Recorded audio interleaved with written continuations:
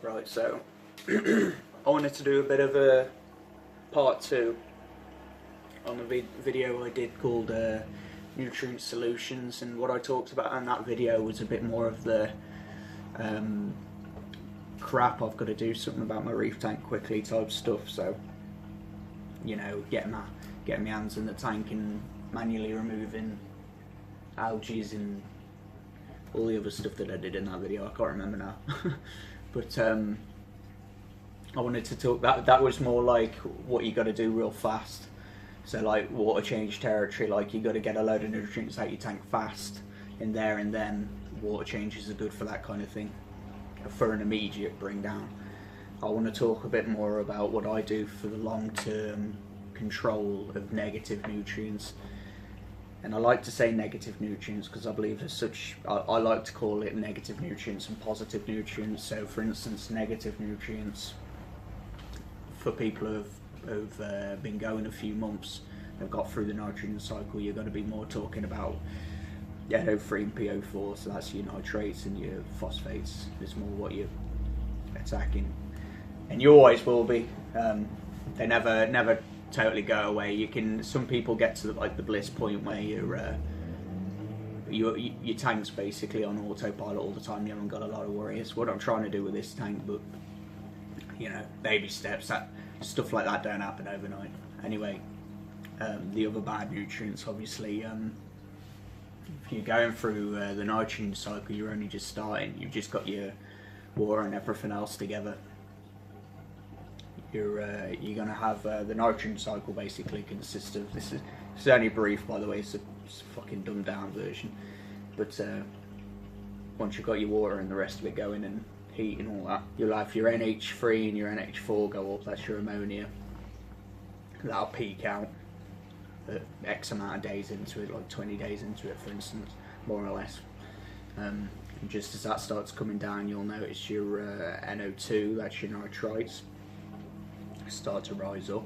That'll peak out, and as that starts to come down, you'll notice your NO3 go up as well. And for the rest of the duration that you've got that tank, you'll always be watching your NO3, and your PO4 is kind of just sort of a carry on, if you know what I mean. Like it's sort of always going to be knocking about. It's not necessarily part of your nitrogen cycle. That's always going to be a constant factor, just like the NO3. So with your positive nutrients, you're talking more about like amino acids and carbs and stuff like that. Like for instance, I've said before that I dose Acro Power, so that's more of that sort of stuff. You've got Redsea's Reef Energy A and B, which is really cool stuff. But what I mean is all that sort of stuff I'd class as positive nutrients. Like so when people say, like, you'll see someone with an immaculate, brilliant looking SBS tank, and they say something to you like, oh, that's a high nutrient tank, they might not necessarily be talking about your NO3 and your PO4, your nitrates and your phosphates. They might be talking about the amount of stuff they put in their tank for like colour and just additives basically. But anyway, rambled on once again.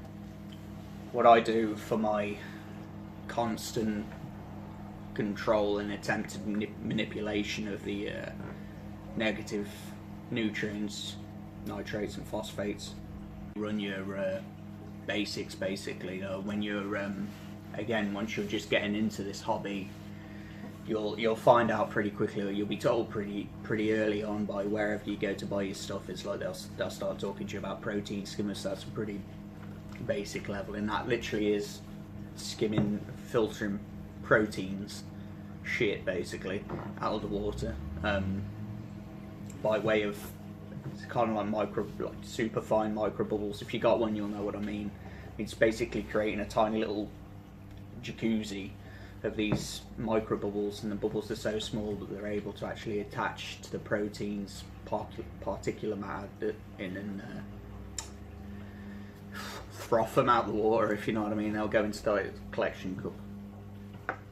And anyway, so I run a protein skimmer constantly, and that's rated when it works, it's rated for double my overall volume of my system. My total system volume is 250 litres, so I've got a skimmer that's rated for 500 litres, and I'd use that as a general rule of thumb for anyone. If you're looking at getting a protein skimmer, try and get double your overall volume of what your tank is. So if you've got a 1,000 litre tank, good on you. If you've got a 1,000 litre tank, get a 2,000 litre skimmer, or you know what I mean. Other basic or things you'll learn early on is things like this. Using carbon. I've got into this, you know, you don't have to use what I use kind of thing, but I've got into this habit of using a lot of agroforest stuff. I'm not promoting their shit or anything like that, but I've just started using a lot of their stuff. So the use of like carbon, stuff like this is called phosphate minus, but it's a PO4 remover basically.